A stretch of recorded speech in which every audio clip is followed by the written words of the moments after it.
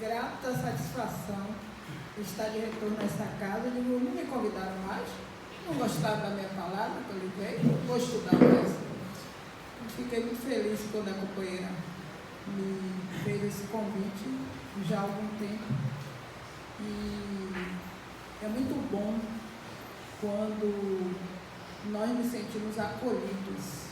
E eu me senti muito acolhida aqui, na primeira vez que estive.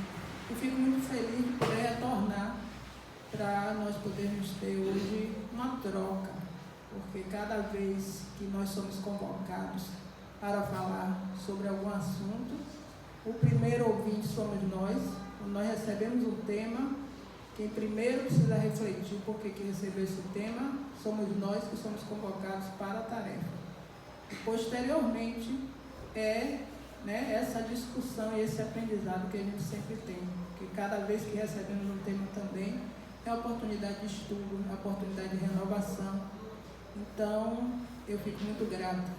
E eu peço à espiritualidade amiga que coordena os trabalhos dessa casa, a Jesus e a Maria Santíssima, que me permita, na noite de hoje, trazer uma palavra que seja uma palavra de reflexão, uma palavra de acolhimento, uma palavra que nos deixe, ao menos, intrigados e instigados a buscar essa casa que labora no bem, que trabalha no bem há 61 anos.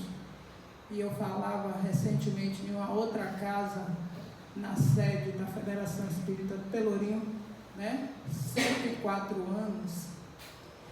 Eu conversava lá que quando as paredes de concreto ficam erguidas muito tempo, é relativamente fácil mantê-las erguidas.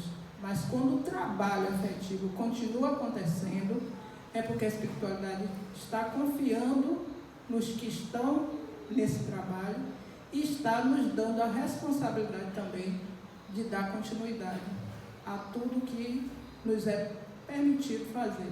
Então, nós vamos hoje tentar trazer aqui uma reflexão sobre o assunto. A proposta foi o tema Livres, mas Responsáveis.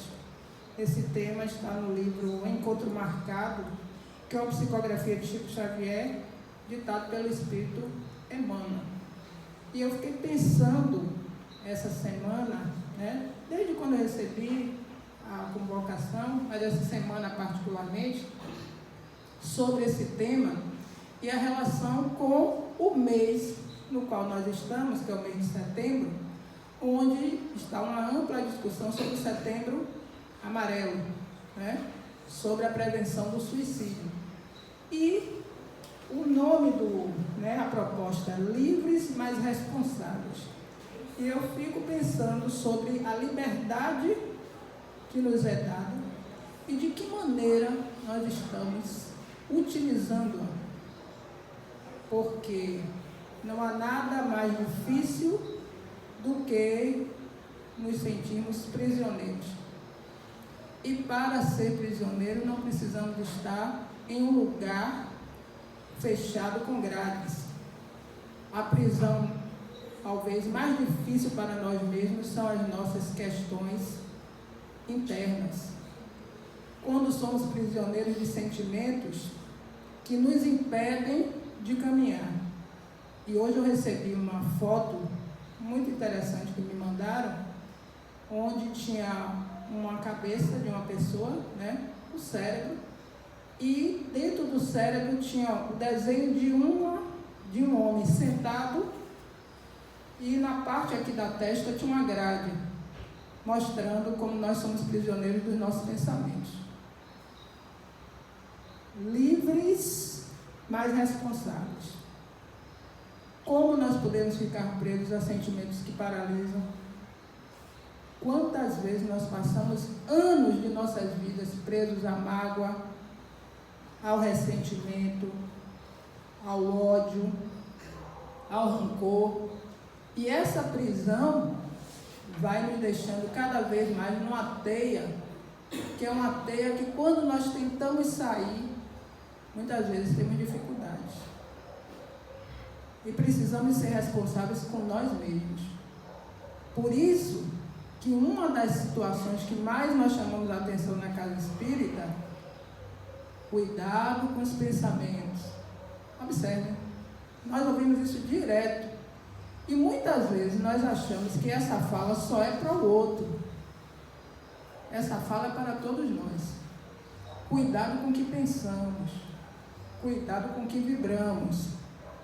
Porque existe uma questão chamada ideoplastia. O que é ideoplastia? Eu penso, eu vibro, e o que eu vibro ganha forma. Então, se eu sou alguém que digo para mim mesmo que eu não tenho a capacidade de perdoar, e todos nós temos capacidade para qualquer situação, boa ou ruim, eu faço a minha escolha. Então, se eu digo para mim que eu não consigo perdoar, eu não vou conseguir perdoar, porque eu dei esse comando para a minha mente.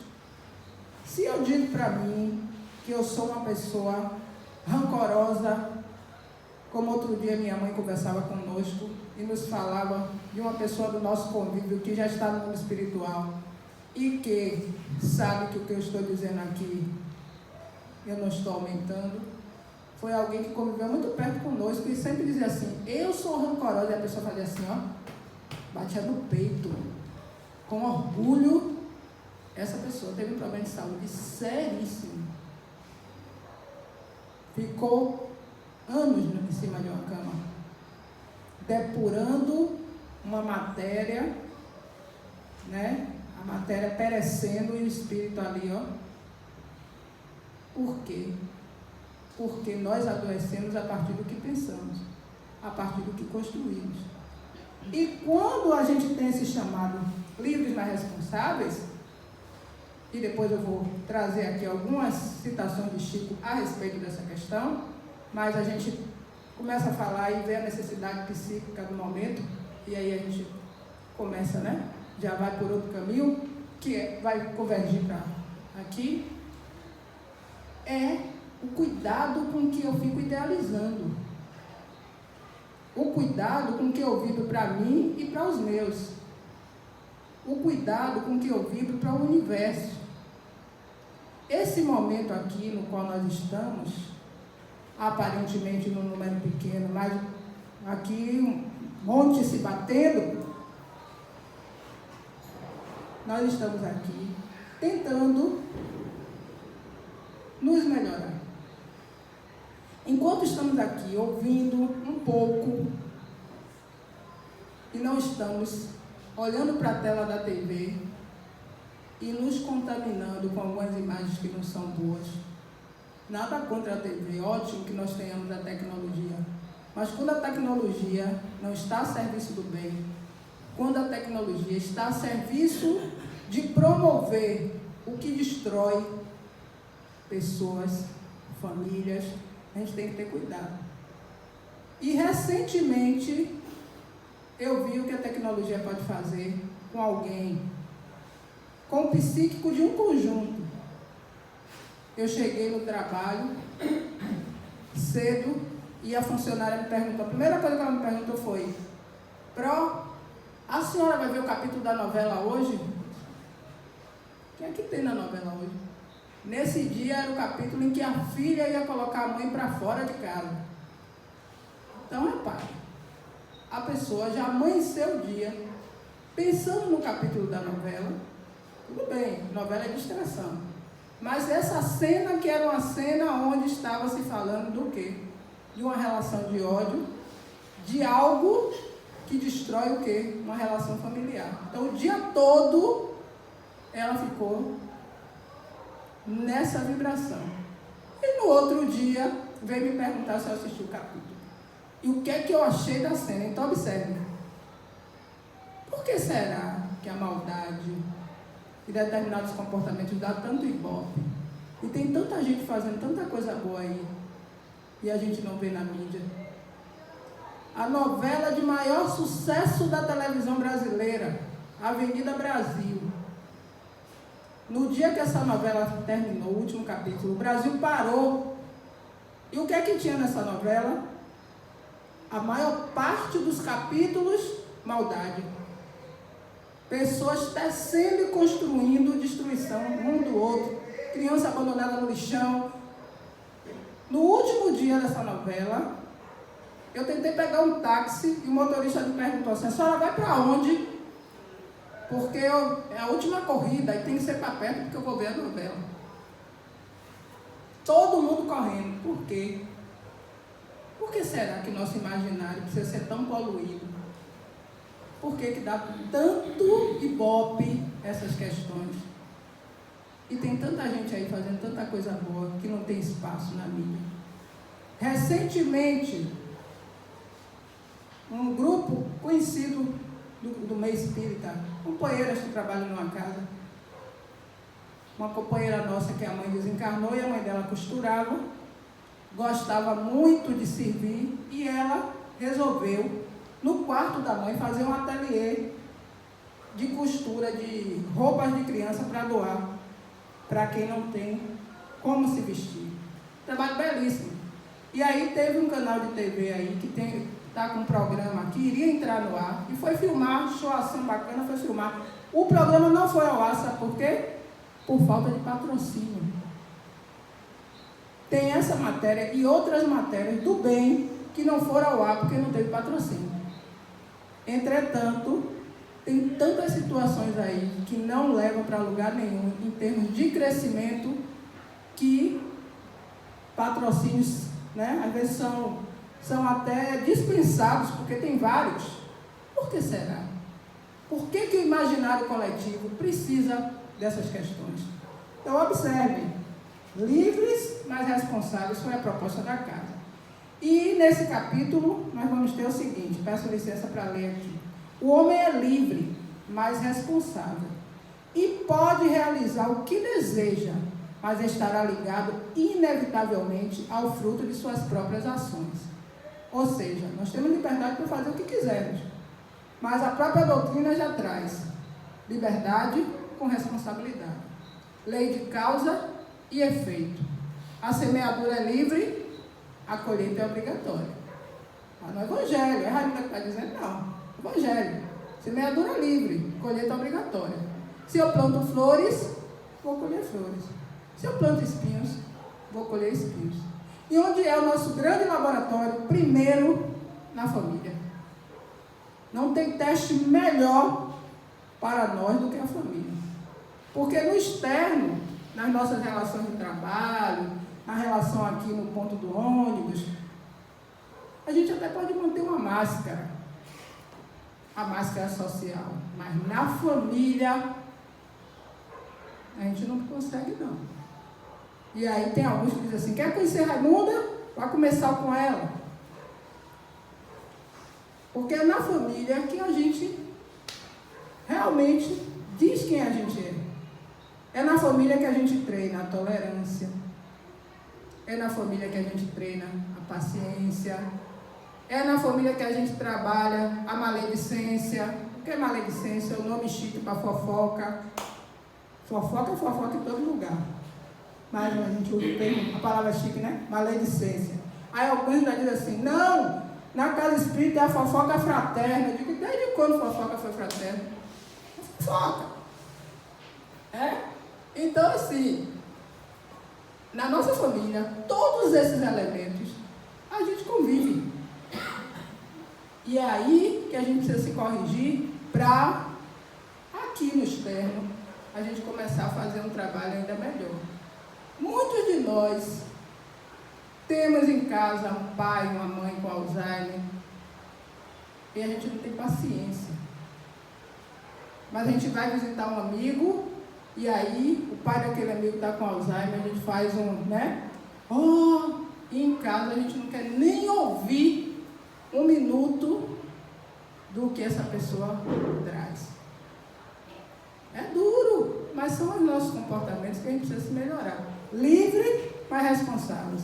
E aí ele continua aqui, ele diz: uma das questões muito difíceis para nós, a posse, isso é Chico, Emmanuel através de Chico. Ele diz assim: o homem é livre para reter quaisquer posses, mas se abusa delas, criando a penúria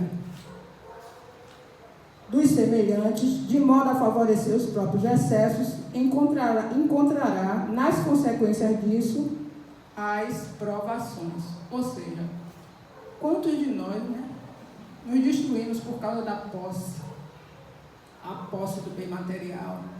A posse que a gente acha que tem sobre o outro. A gente acha que a gente é dono do outro. Muitas vezes a gente está num relacionamento que já acabou. Mas a gente quer porque quer obrigar o outro a ficar com a gente.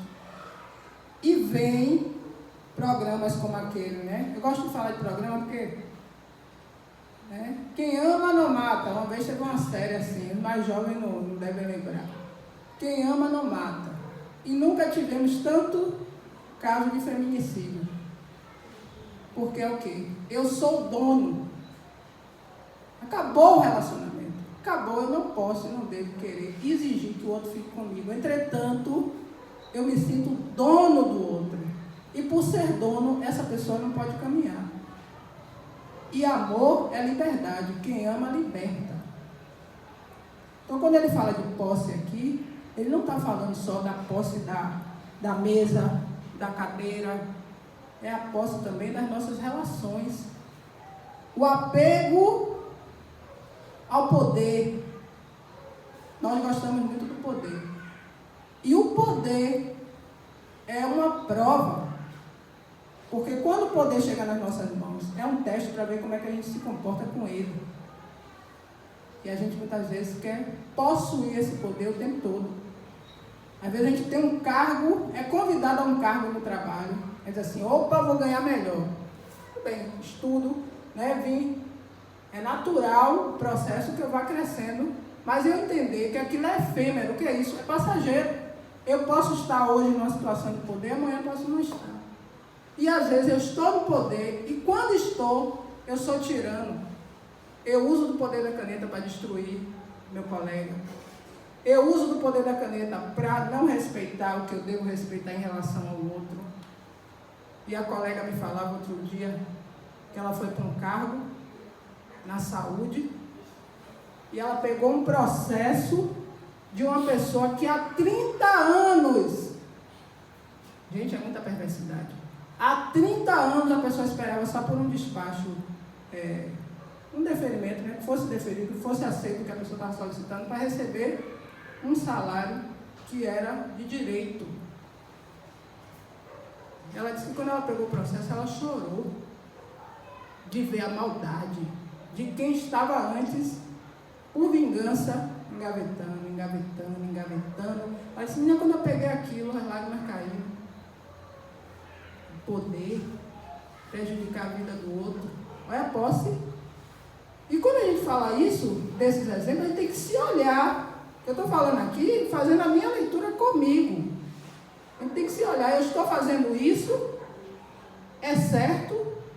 Se eu estou fazendo, eu preciso me corrigir, porque o tempo é agora.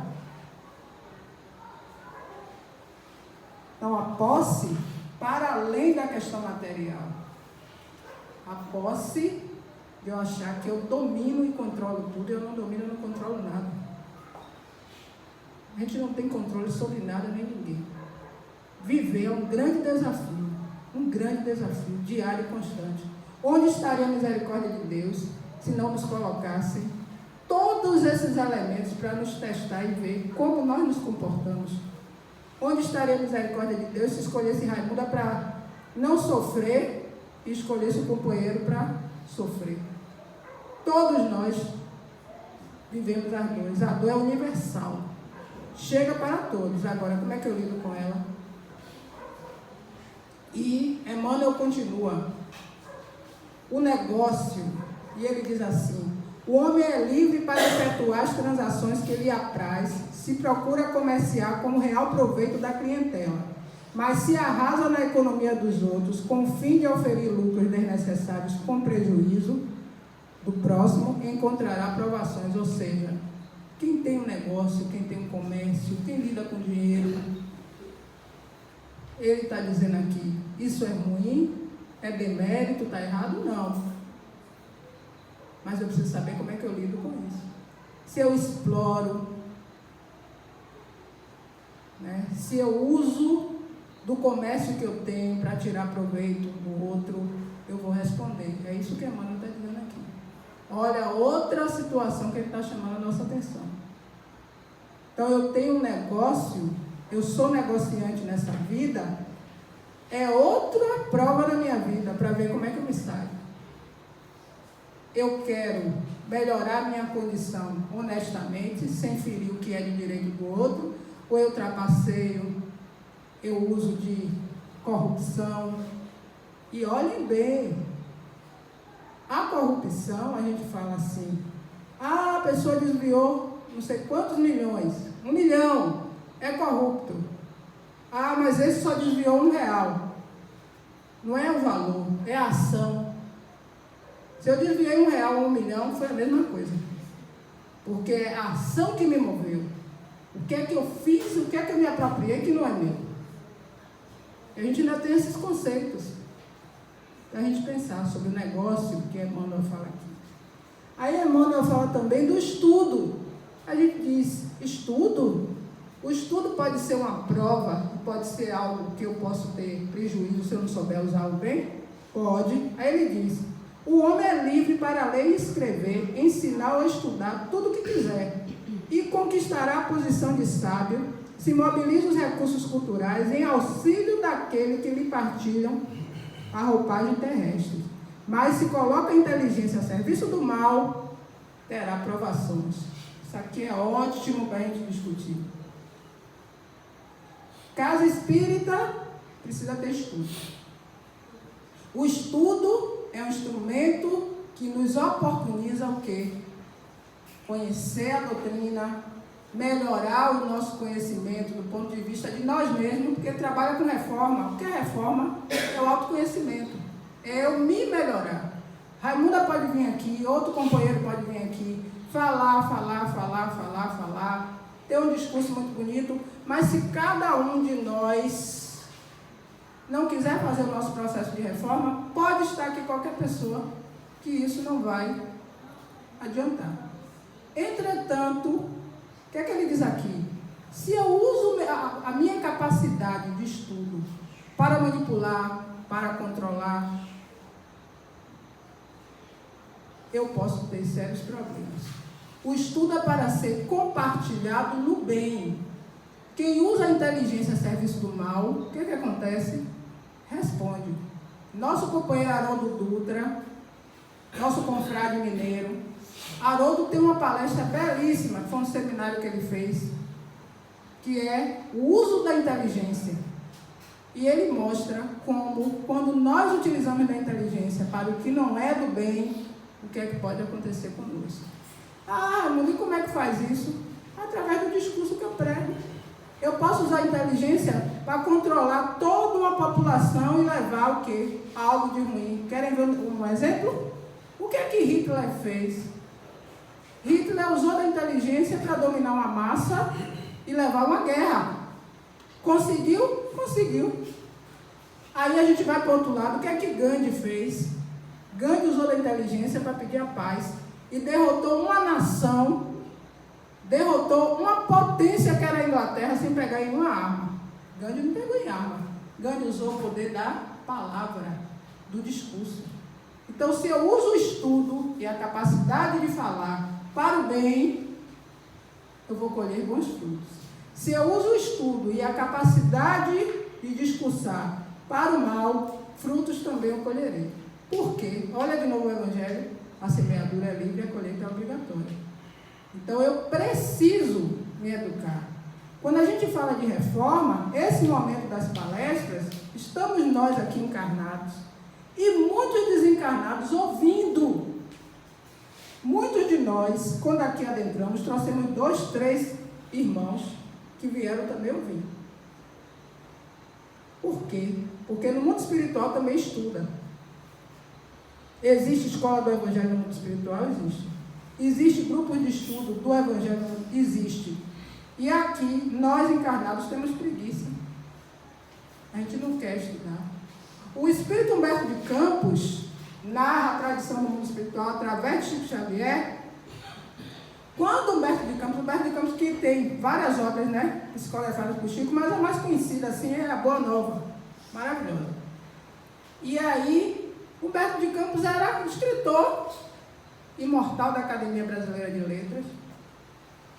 E aí, quando ele desencarna, olha o nosso orgulho e a nossa vaidade. Quando ele desencarna, que ele chega no mundo espiritual, com a mesma empáfia, né, a mesma arrogância de quando era encarnado, imortal da academia, usava aquelas roupas, altos chás, né, para discutir a literatura, mas não entendia que enquanto encarnado, enquanto poeta, enquanto escritor, a poesia era para melhorar as pessoas e não instrumento de... Então, quando Humberto de Campos chega no mundo espiritual, ele é recebido pelo próprio Emmanuel. E aí Emmanuel diz a ele: meu irmão, você chegou aqui, você agora vai para a escola do Evangelho estudar. Aí Humberto de Campos olha para ele e diz: o senhor sabe com o que o senhor está falando? Olha a arrogância. A gente desencarna com o mesmo comportamento aqui, né? A gente acha que a gente está na Terra. Ele olha e diz: o senhor sabe com o que está falando? Eu sou o imortal da Academia Brasileira de Letras, eu não preciso estudar. Aí Emmanuel diz a ele: aqui o senhor é um doente como qualquer outro, o senhor vai para a escola do Evangelho estudar sim. E ele vai, fica quase 10 anos estudando, depois ele dita a obra Boa Nova para Chico Xavier, já no mundo espiritual. Então, reparem, é isso que ele está dizendo aqui. Quando a gente está encarnado, vamos disseminar. Se a gente tem um pouco mais de conhecimento do que quem não tem, vamos ajudar. Se a gente tem, a gente nunca deixa de aprender, nós somos eternos aprendizes. Todo mundo, um aprende com o outro. Hoje chegou uma companheira nova, uma profissional nova lá na instituição que eu trabalho, e eu trabalho com transtorno mental, e ela teve uma dificuldade com um caso lá bem sério, bem sério. E eu fiquei assim pensando: o que eu posso fazer? A colega é nova, eu vou me oferecer para ajudar, já que eu já estou aqui há um pouco tempinho a mais, não sei se ela vai querer, porque às vezes a pessoa não gosta, se ofende. Mas eu fui lá, igual colega, seja bem-vinda, aqui é um aprendendo com o outro, já fui desse jeito. Se você quiser ajuda, estamos aqui, para esse caso aí, que ela chegou pegando um caso muito sério. Então, esse é o nosso trabalho, é um ajudar o outro. E a inteligência precisa ser usada para isso. Aí, nós vamos ter algumas figuras no mundo que usa a inteligência para o quê? Para fabricar bomba. Qual é a ideia? Destruição. Essa pessoa está usando para algo que não é positivo, e as companhias espirituais que ela tem são da mesma natureza. Os espíritos influenciam na sua vida, está no livro dos espíritos, muito mais do que você imagina. Que companhia nós estamos buscando? Quem é que nós queremos ao nosso lado? Então, quando a gente estiver estudando, vamos pensar que a gente pode disseminar o conhecimento, ajudar. Todos nós temos algo para aprender. Eu sou ignorante para costura. Gostaria muito de aprender a costurar. Minha mãe costura divinamente. Minha irmã mais velha costura divinamente. Aí minha mãe diz assim: aqui você deu para as letras, você deu para falar, e eu dei para costurar. Vamos trocar. Entendem? Que é um ajudando o outro. Meu pai, que já está no mundo espiritual, meu pai pintava, era pintor de carros. Meu pai pintava um carro que não tinha quem não dissesse que aquele carro era novo e nunca foi batido. E eu dizia para ele: poxa, meu pai, eu tenho orgulho de ser sua filha, e eu não ia dar para essa profissão aí. E ignorante eu era de quê? De chaparia, de pintura. Meu pai entendia tudo isso. Vocês entendem que todo mundo tem as habilidades? Todos nós somos importantes naquilo que fazemos. Para chegar aqui, alguém limpou. O companheiro limpou. Esse é um trabalho meritório. É um trabalho importante, porque a gente também, dentro da casa espírita, ainda tem esse comportamento de achar que os trabalhos importantes são ser entrevistador, ser palestrante, ser passista. Todos os trabalhos são importantes. Todos. Todos nós nós temos uma tarefa que nós somos convidados direto a fazer. Todas as tarefas. É o uso o quê? Da inteligência. É o uso. Tem pessoas que fazem uma faxina que a gente tem que tirar o chapéu para aquela faxina. Que a gente não faz. A pessoa tem o dom e a capacidade de limpar de uma maneira fantástica. Eu tenho uma amiga que ela desarma um fogão inteiro, eu não consigo fazer aquilo. Ela desarma o fogão todo, limpa e arruma tudo de novo. Eu digo, você está tomando emprego de um bocado de gente. Maravilha, isso é uma habilidade. É usar a inteligência de uma maneira muito bacana. E aí a gente acha, não, mas a inteligência está no patamar dos títulos universitários. Bom, a gente estuda, a gente se forma, a gente busca. Mas o que eu estou fazendo com esse conhecimento? E já tivemos em reunião mediúnica relato de um espírito que se sentia muito só, porque enquanto encarnado foi uma grande pianista, uma grande musicista, e aí o espírito no mundo espiritual, sem a consciência de que estava desencarnado, e a gente, naquele trabalho de conscientização, e o espírito dizer que estava se sentindo só, e aí relatar que quando estava encarnado, foi uma grande pianista, uma grande musicista, mas nunca dividiu, ensinar uma partitura a ninguém, porque achava que alguém ia tomar seu lugar. E aí se vê no mundo espiritual assim, porque o mundo espiritual não é diferente daqui não, viu? E o importante são as ações que a gente faz. Quando a gente desencarnar, que a gente entra no mundo espiritual, Raimunda não será Raimunda não será os títulos que tenha, Raimunda será espírito, com ações que ela vai levar. Que ações Raimunda teve enquanto encarnada? É isso que é computado no divino. O que é que Raimunda fez de bom? O que é que Raimunda fez de ruim? Anota aí no livro divino. Não é o curso que Raimunda fez na universidade, não é isso, não é aquilo. Isso é importante aqui na nossa formação, no nosso dia a dia, mas a gente precisa saber que essa formação é para nos melhorar enquanto pessoas e profissionais, mas não para usar para magoar, para controlar, para querer ser melhor do que ninguém. Somos todos irmãos, iguais, com as mesmas dificuldades. Onde estaria a misericórdia divina se quisesse fazer que nós fôssemos diferentes? E ele fala também, o trabalho, o homem é livre para abraçar as tarefas que se afeiçoa e será honorificado por ser areiro do progresso quando contribui para que esse trabalho seja o quê? Do bem. Trabalho chega para todos nós. E quantas vezes nós levantamos reclamando porque vamos para um trabalho que a gente não gosta. Aí a gente diz assim, ai meu Deus, lá vou eu de novo para esse lugar horrível. Façamos o outro movimento. Obrigada, Senhor, que eu vou para um trabalho que ainda que seja um trabalho de dificuldade na minha vida, tem muitos outros irmãos que gostariam de estar no meu lugar.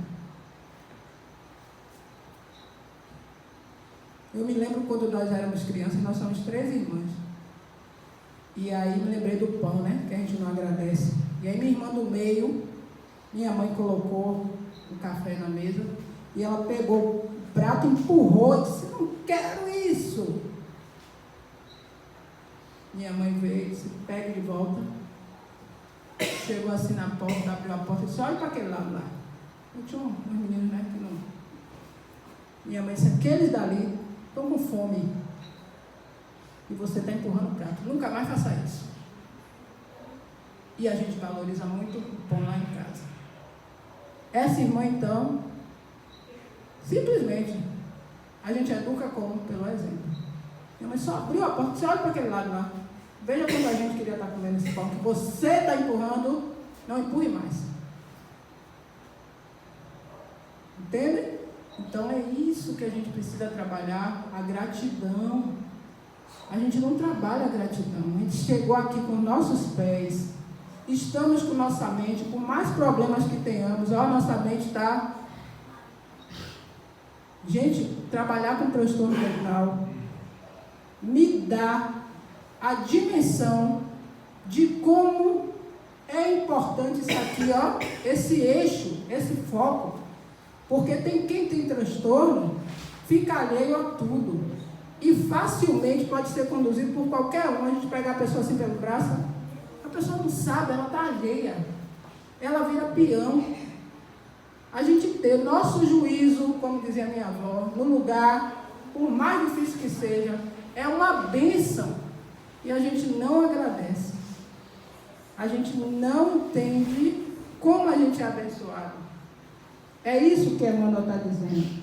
E ele continua falando, ele fala, o homem é livre, até mesmo, aí a gente vai entrar no Setembro Amarelo, o homem é livre até mesmo para receber ou recusar a existência, mas recolherá invariavelmente os bens ou os males que decorrem da sua atitude perante as concessões da bondade divina. Ou seja, quando nós estamos com nossa mente poluída, em desalinho, e temos uma ideia suicida,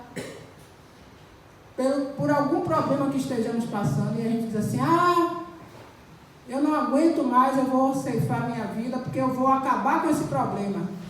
Na hora que eu tenho um ato desse, eu aumentei os meus problemas, porque quando eu chego no mundo espiritual, o problema que eu estava carregando duplicou. E a gente vai para o Vale dos Suicidas. E chegando no Vale dos Suicidas, a gente não vai estar com o problema resolvido. Então, o Setembro Amarelo, que é um mês dedicado ao combate ao suicídio, quando na realidade a gente precisa ter essa conscientização todo o tempo. Esse é um mês emblemático, é um símbolo. A gente precisa vigiar nossos pensamentos. Estou passando por uma dificuldade, paro, oro, mas vem ideias que não são boas. Procura ajuda, procura a casa espírita, procura o atendimento fraterno, conversa com um amigo, desabafa. Por quê? Porque nós somos o tempo todo convidados para algumas questões que não são as melhores. Todos nós temos momentos de dificuldades. Quem assistiu aqui o filme sobre a vida de Divaldo? Levante a mão, por favor. Muito bem, não vou contar o filme, né? Porque outras pessoas podem querer ver. Mas o que eu vou falar aqui é um fato que Divaldo já relatou várias vezes, que no filme tem uma passagem, mas ele já relatou em palestra. Divaldo, conhecendo a doutrina, já trabalhando na doutrina, teve um momento de invigilância, um momento muito difícil em que ele vai tentar, ele sobe para se matar no elevador Lacerda. Vocês veem como a gente, todos nós passamos. Por que eu estou falando? Divaldo é melhor? Não, Divaldo é gente como a gente. Mas a gente sempre cria no imaginário que é alguém que já está evoluído, mas teve um momento de dificuldade muito sério. E ele, chega no elevador Lacerda para se suicidar. Sua irmã, Naí, que já tinha se suicidado há alguns anos, ele teve uma irmã que se suicidou. Ele ainda era menino. A irmã, o espírito desencarnado aparece para ele. Anos que já havia desencarnado, mas o espírito ainda estava preso naquele momento. Aparece com as vísceras de fora, porque ela tinha tomado veneno. Aparece para ele e diz, que eles chamam ele, O diretor chama de Di, meu irmão, não faça isso. Olha como eu estou, você quer ficar igual a mim? O que é isso? A misericórdia também chegou ali, disse, uma mão espiritual fez assim, calma, não faça isso. E no filme eles não colocam, mas ele já contou que ele se ajoelha e chora e pede perdão a Deus pelo momento de desequilíbrio. Nosso companheiro Rossano Kingsley, que vai estar aqui em novembro no congresso da FEB, Rossano, que toda sexta está aí no programa de televisão, mas ele está no programa como psicólogo. Mas Rossano é colaborador da doutrina, de João Pessoa, é professor, é psicólogo, é trabalhador da doutrina. Rossano já contou, tem um vídeo dele também, que ele teve um momento de descontrole, já conhecendo, já trabalhando. Eu estou falando isso porque a gente é testado o tempo todo. Então a gente precisa ficar muito contrito com Deus. A gente não pode perder esse foco. Eu não estou bem. Hoje está chovendo cântaros, eu não vou para o centro espírita. gente sabe que tem problemas que acontecem. Mas todos os motivos vão acontecer para a gente não vir para a casa espírita. Pneu fura, alguém liga na hora da gente sair, é um dia difícil de trabalho. Venham, meus amigos. Aqui é um refrigério para a alma. Quando a gente chega aqui, a gente não vai deixar de ter problemas, mas o lidar com os problemas vão ser mais bem administrados. Tudo acontece para nos tirar do foco.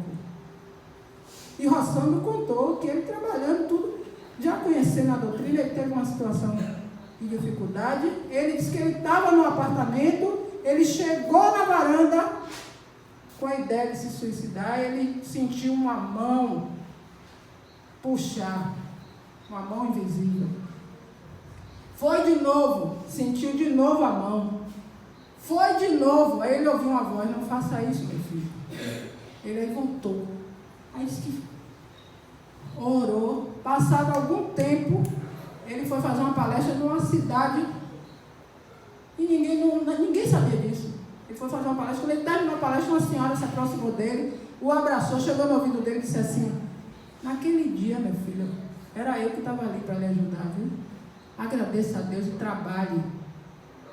Aí ele disse que ficou assim. Aí essa senhora continuou falando assim: Deus lhe abençoe, meu filho. Só quem dizia a ele essa frase no final das questões com ele era a mãe dele, que já estava desencarnada. Um espírito amigo que chegou ali para ajudar. E a gente, muitas vezes, às vezes a gente vai sair, a chuva cai, né? Aí, vou sair, logo agora que eu vou sair, a chuva caiu. A gente se acha tão importante que quer brigar com o tempo, né? Agora que eu ia sair, a chuva caiu. Raimundo, a pessoa mais importante do planeta. E é um livramento, muitas vezes. A gente volta, porque aquela chuva, muitas vezes, está nos tirando de uma situação de grande dificuldade. A gente não entende. Agradecer a Jesus muito. Nós temos que trabalhar a gratidão. Então, nesse mês que se dedica ao Setembro Amarelo, por que foi necessário tirar um mês de conscientização devido ao número de casos? A Organização Mundial de Saúde atesta que até o ano de 2025 serão muitos casos, que muitos estão relativos à depressão, que é uma doença da alma. E a alma adoece primeiro e depois adoece o físico. E as casas espíritas estão cheias de nós com problemas dessa natureza. Um vazio existencial. As dores da alma, que a gente precisa trabalhar, a gente precisa expurgar. Todos nós passamos por momentos de dificuldade. Todos nós temos momentos de melancolia, de tristeza, mas a gente não pode se entregar a esses momentos. Não é dizer: eu estou na casa espírita e estou vivendo tal situação. É na casa espírita mesmo que eu vou ser testado. Por quê? Porque trabalhar, ter fé na abundância é fácil. Ter fé quando tudo está maravilhoso é fácil. Testar a fé é na dificuldade. Aí é que a gente vê como é que está a nossa fé. Se está tudo maravilhoso, é muito fácil dizer que tenho fé, mas na dificuldade é o convite.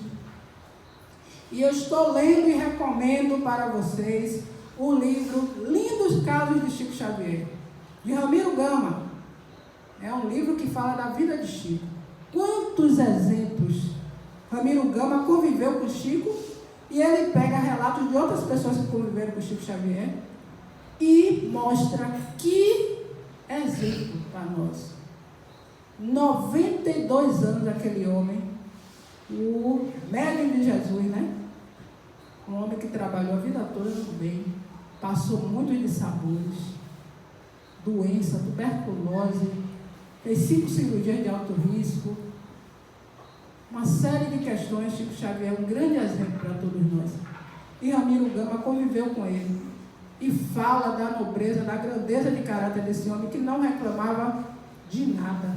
Aí a gente pode dizer assim: mas eu não sou Chico Xavier, eu não tenho essa iluminação.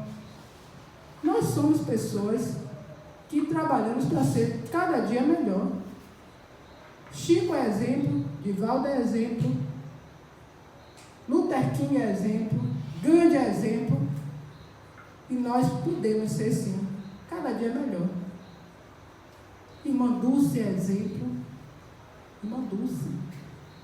que eu lembro de minha tia, que já está no mundo espiritual, que contava que o primeiro caso de irmã Dulce, assim, que virou notícia na Bahia, ela ainda jovem noviça lá na Cidade Baixa, um ônibus pegou fogo, minha tia contava isso, um ônibus pegou fogo, aí disse que as pessoas assim, irmã Dulce, noviça ela, daquele tamanho, ela pegou uma pedra, um tijolo, e não pensou no fogo, não pensou em nada, começou a bater, jogar para tentar quebrar a frente do ônibus para as pessoas se salvarem.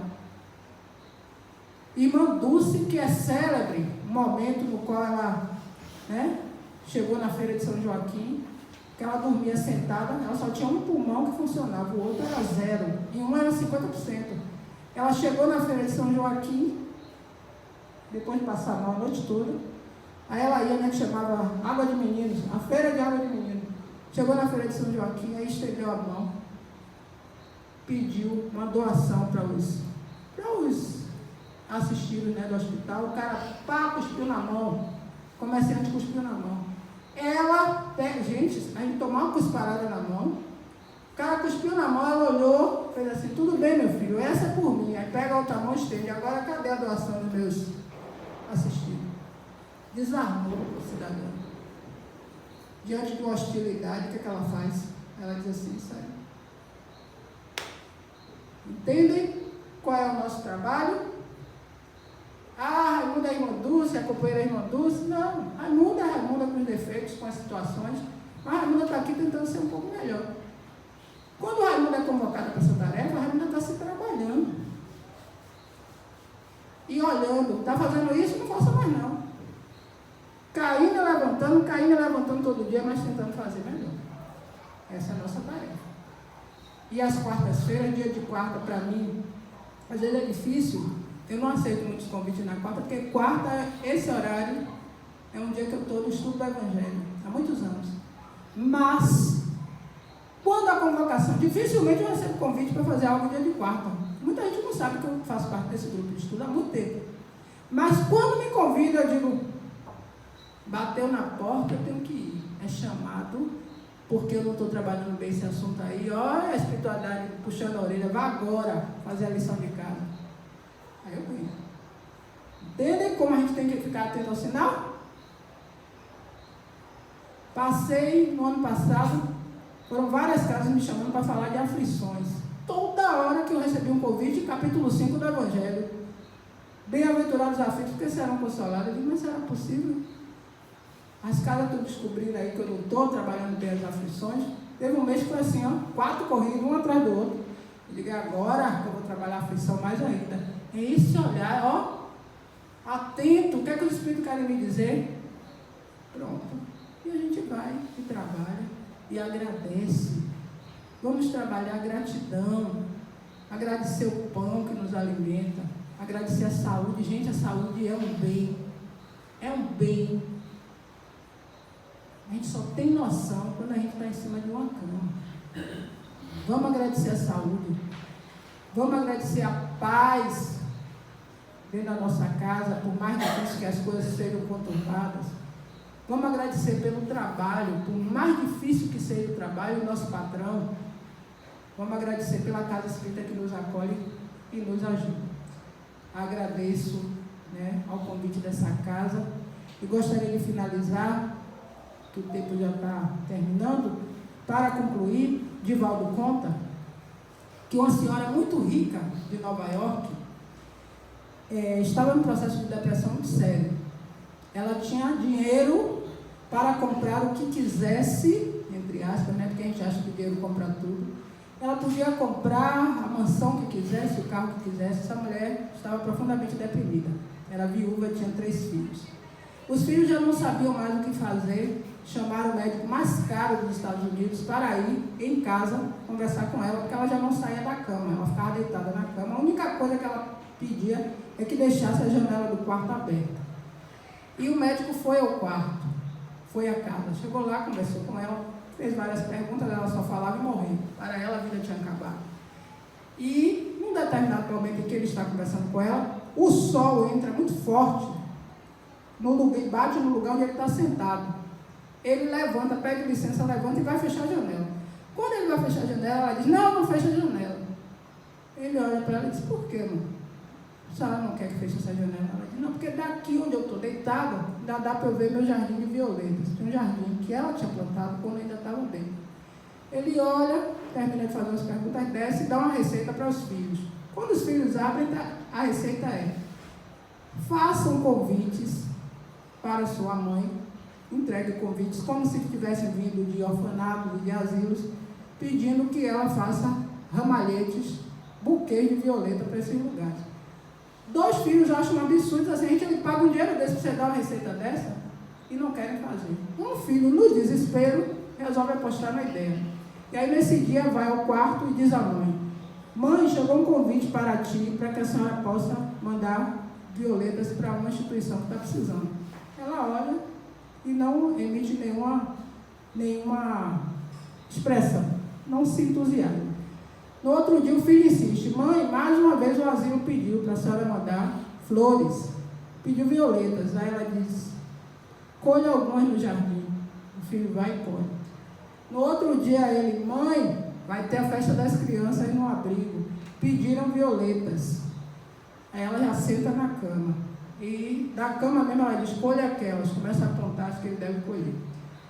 E ele insiste: estão pedindo mais flores. Ela vai para a janela e diz: a gente vai precisar chamar o jardineiro para plantar mais.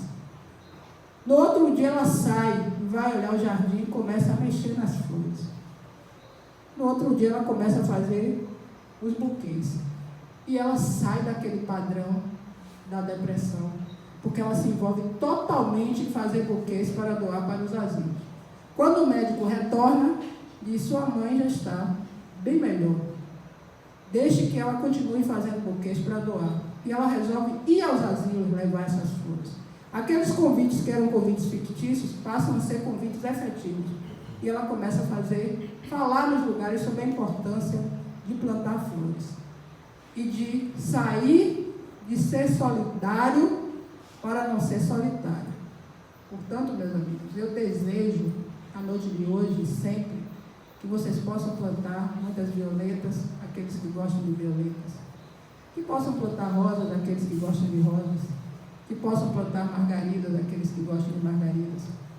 Eu desejo que vocês plantem amor, plantem bom ânimo e plantem sempre vontade de viver e acreditar que sempre tem uma mão amiga que nos protege e nos ajuda. Agradeço mais uma vez o convite dessa casa e desejo a todos muita paz.